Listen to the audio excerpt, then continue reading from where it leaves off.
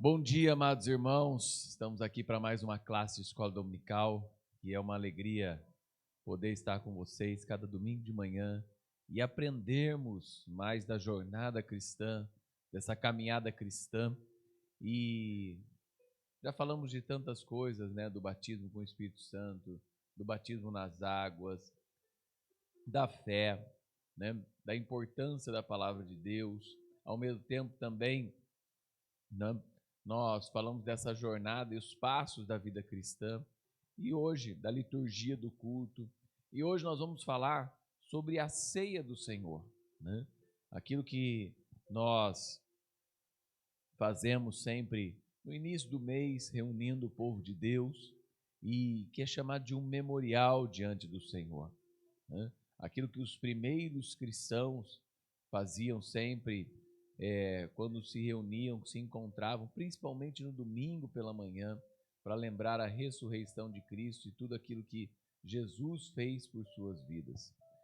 O texto base está lá em Mateus 26, se você quiser abrir comigo, Mateus 26, do verso 26 ao verso 29. Diz assim a palavra do Senhor: E quando comiam, Jesus tomou o pão, e abençoando-o partiu e deu aos discípulos, e disse: Tomai, comei, isto é o meu corpo. E tomando o cálice, dando graças, deu-lhe, dizendo: Bebei dele todos, porque isto é o meu sangue, o sangue do Novo Testamento, que é derramado por muitos para a remissão dos pecados. E digo-vos que desde agora não beberei deste fruto da vide, até aquele dia em que o beba novo convosco no reino de meu Pai. A ceia é a segunda ordenança de Jesus Cristo. Ela possui vários significados para os cristãos, né? E nós entendemos mais ainda dela através do apóstolo Paulo e aquilo que ele disse na igreja de Corinto, que muitos irmãos estavam fracos e doentes, pois comiam e bebiam sem discernir o corpo do Senhor. Lá em 1 Coríntios 11, que nós usamos bastante, né, nesse culto de Santa Ceia, no sentido de falar: aquilo que recebi do Senhor também vos entreguei, né? E daí Paulo começa a explicar quais devem ser os procedimentos para participar da ceia do Senhor. A ceia do Senhor não é uma festa, vou lá e faço de qualquer jeito. A ceia do Senhor não é um lugar que as pessoas vão para beber e comer e se satisfazerem, né? A ceia do Senhor tem princípios, né? A ceia, ela possui vários símbolos, e a ceia não é um mero símbolo, mas é algo central da nossa fé, algo importante da nossa fé, em que nós participamos juntos como corpo de Cristo, né? Então a ceia é um mandamento, uma ordenança, um memorial divino, uma profecia a respeito da volta de Cristo, um momento de gratidão a Deus, é alimento espiritual para as nossas vidas, sobre a proeminente doutrina bíblica, né? E ao mesmo tempo um momento profundo de solene devoção ao Senhor. Então, dentro desses princípios do sacramento divino que é a ceia do Senhor, a gente tem que entender, né, quais são os princípios. O que é a ceia do Senhor? Essencialmente é um sacrifício, né? Um sacramento no Novo Testamento que fala da morte sacrificial de Jesus e de que os crentes, pelo merecimento dessa morte de Cristo, têm vida e salvação nas promessas espirituais das bênçãos de Jesus. Em outras palavras, a ceia é uma ordenança de Cristo para a igreja, que nos leva, né, ao memorial do seu sacrifício por nós. Esse sacrifício que nos trouxe vida abundante, salvação eterna e bênçãos espirituais. Ela é chamada de ceia do Senhor, comunhão do corpo e sangue de Cristo. Sabe, é importante nós entendermos, né, um memorial do sacrifício de Cristo, uma ordenança do Senhor para as nossas vidas, que nós participemos dela como corpo do Senhor. A ceia e a Páscoa. A ceia está para a Páscoa, assim como o batismo para a circuncisão. A Páscoa vem do hebraico Pesach, que significa passar por cima, fazendo a alusão da passagem do destruidor por cima do povo de Israel, quando fez acepção entre os que tinham a marca do sangue, os hebreus, e dos que não tinham essa marca, que eram os egípcios.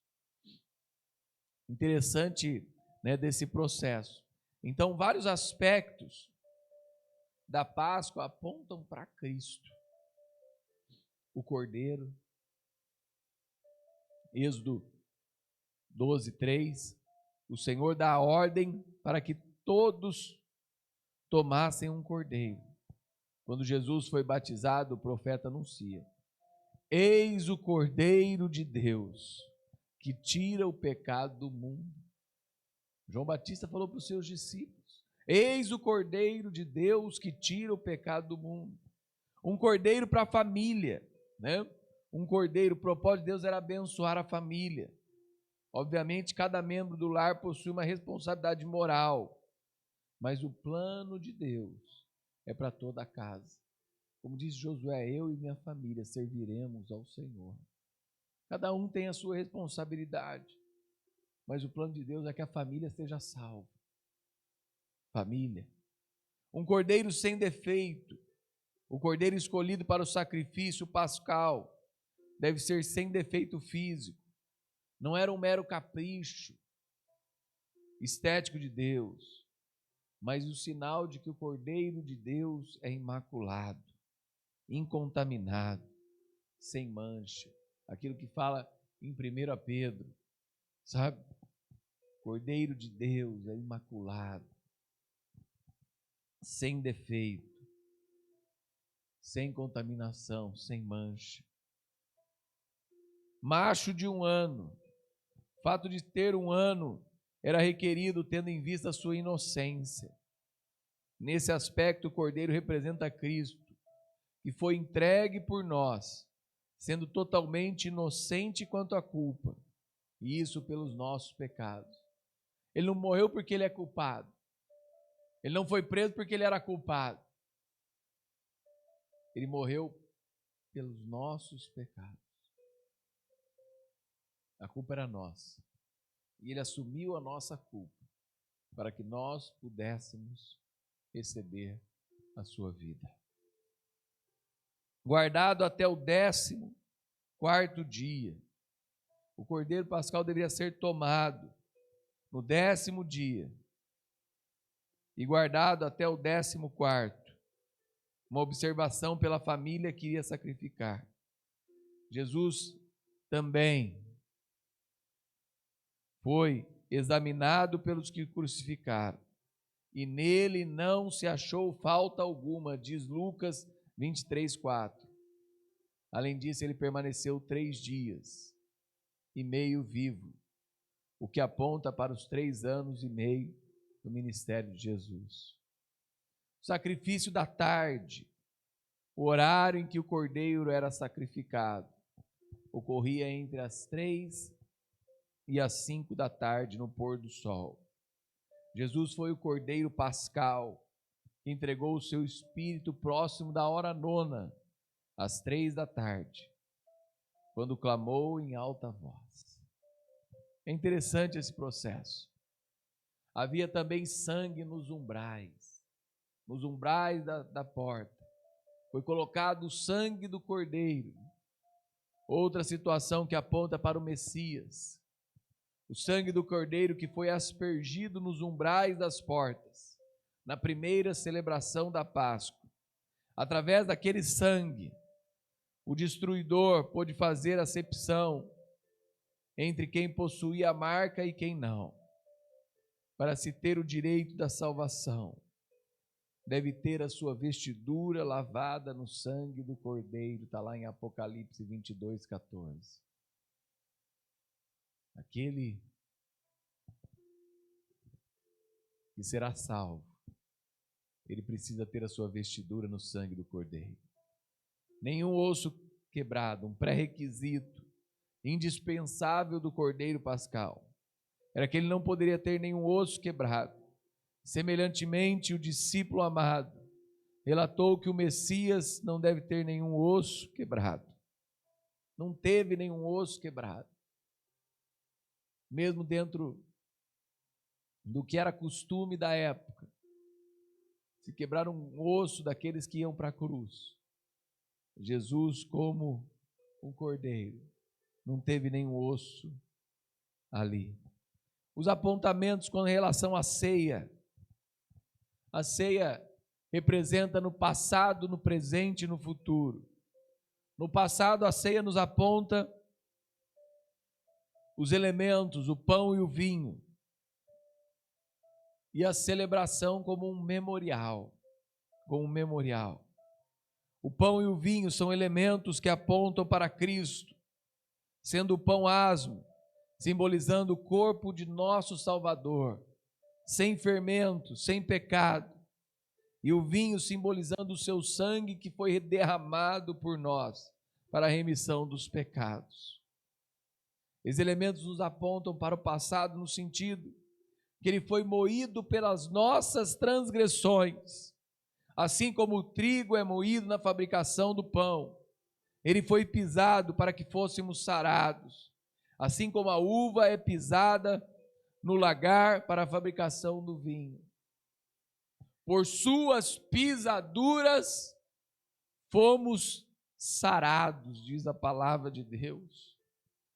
O pão simboliza a vida. Jesus se identificou com os seus discípulos. Eu sou o pão da vida. Aquele que vem a mim não terá fome, e quem crer em mim nunca terá sede. O vinho identifica como o fruto da vide, o cálice do Senhor. Esse vinho na ceia, lembrando que o sangue vertido na cruz é para remissão dos pecados. Olha o que fala lá em 1 Pedro 1, de 18 a 19. Sabendo que não foi com coisas corruptíveis, como prata ou ouro, que fostes resgatados da vossa vã maneira de viver, que por tradição recebeste de vossos pais, mas com o precioso sangue de Cristo, como de um cordeiro imaculado e incontaminado. É um memorial celebrado durante a Páscoa, um respeito ao destruidor que passou para ferir os egípcios e os primogênitos. Já a ceia é um memorial sobre a morte vicária de nosso Senhor e Salvador, que nos trouxe a salvação e estabeleceu uma nova aliança. A ceia é celebrada em memória de Jesus Cristo. No presente, antes a Páscoa celebrava a salvação do povo do Egito. Agora na ceia, o cristão se lembra que foi liberto do pecado e do mundo e do jugo de Satanás e celebra a libertação conquistada por Cristo na nossa vida, no tempo presente. E para o futuro, nós celebramos nas palavras de Jesus: digo que desde agora não beberei mais desse fruto da videira, até aquele dia em que convosco beba no reino de meu Pai. Quem deve participar da ceia do Senhor? Quem deve participar dessa ceia? Os discípulos. Os discípulos. Quem mais? Os dignos. Dignos não no sentido de merecimento, mas como Paulo disse, comer e beber o pão, e beber do cálice do Senhor, indignamente será culpado do sangue e do corpo do Senhor. O pecado quebra a comunhão com Deus, mas aquele que é nascido de Deus não peca, porque a semente de Deus permanece nele, e não pode continuar pecando porque é nascido de Deus.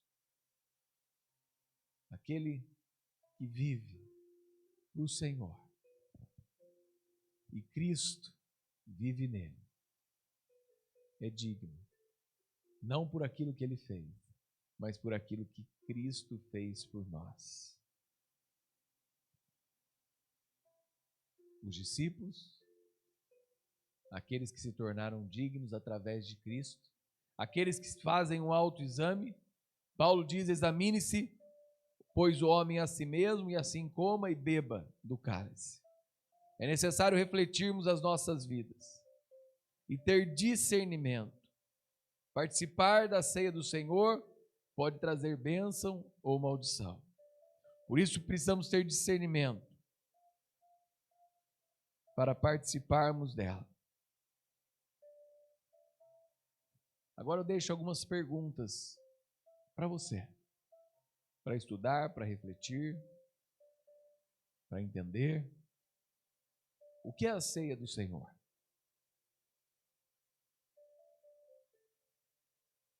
Cite algumas coisas na Páscoa que apontam para a nova aliança com Cristo. Quais as circunstâncias temporais que a ceia aponta? E quem pode participar da ceia do Senhor? Deixo isso para você hoje. Que Deus abençoe sua vida e que nós juntos possamos celebrar o sacrifício e a vida que Cristo nos deu. Que Deus te abençoe.